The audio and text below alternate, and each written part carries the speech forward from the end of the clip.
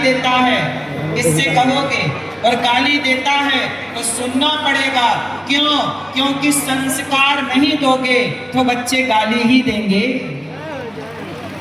बाद में रोगे कि बेटा गाली देता है, बेटी गाली देती है। आजकल केवल बेटा ही नहीं, बेटियां भी रास्ता भटक रही हैं। आप में से कितने लोगों को अच्छी बहू चाहिए? आपने कहना चाहिए संस्कारी बहू जो परिवार को बांध के रखे, ध्यान रखे। परिवार कितने लोगों को अच्छी बहू चाहिए? हाथ उठा के बताओ। अच्छा बताओ, आप लोगों को जैसी बहू चाहिए सच बताना, क्या आपकी बेटी वैसी है? अच्छी बहू चाहते हो तो अपनी बेटी को अच्छा बनाना शुरू कर दो, क्योंकि आपकी बेटी बहू बनकर किसी के घर में जाएगी तो किसी की बेटी बहू बनकर आपके घर में आएगी, और बेटी के संस्कार अच्छे होंगे तो बहू अच्छी ही होगी।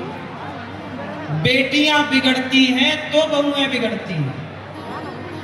अब बहू तो सबको चाहिए अच्छी, पर बेटी अच्छी आप बनाते नहीं।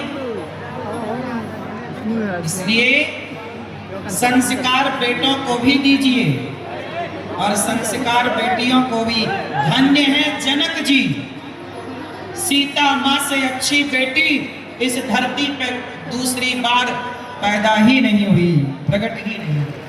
सीता माँ इतनी अच्छी बेटी है कि देखो, जब वनवास गई तो चाहती तो वो अपने पिता के घर आ जाती कि मैं जा रही हूँ अपने बाप के घर रहूंगी, मैं वनवास में क्यों रहूं? भाई पति ने निकाला है ना, प्रजा ने निकाला है, कोई जनक जी ने थोड़ी निकाला है।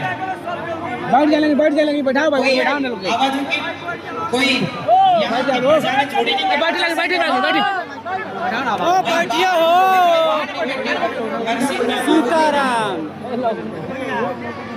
भीतर से ही होगा, भीतर से पहुंचा देता है, ऊपर हम पहुंचा दें।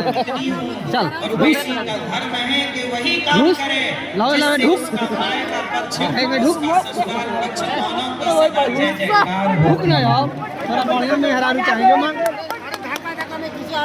दोनों कुलों को ताड़ना है तो सीता मैया ने। ओ सिपाही जी, इसको तानिए ऊपर में है, इसको नहीं दिख रहा है।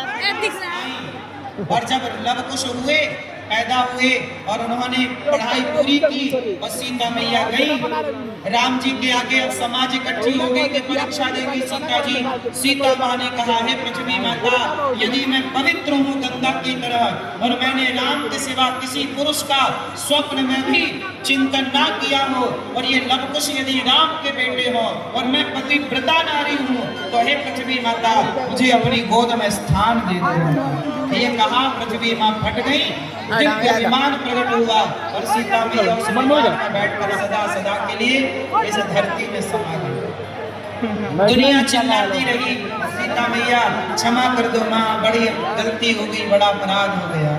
सीता मैया ने कहा ठीक है, क्या गलती और क्या अपराध। इसलिए कहता हूँ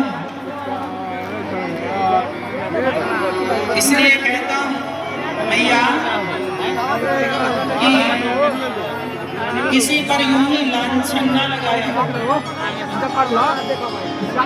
बाद में आप कहोगे सॉरी, लेकिन आपके सॉरी कहते कहते भी उजड़ चुकी होगी।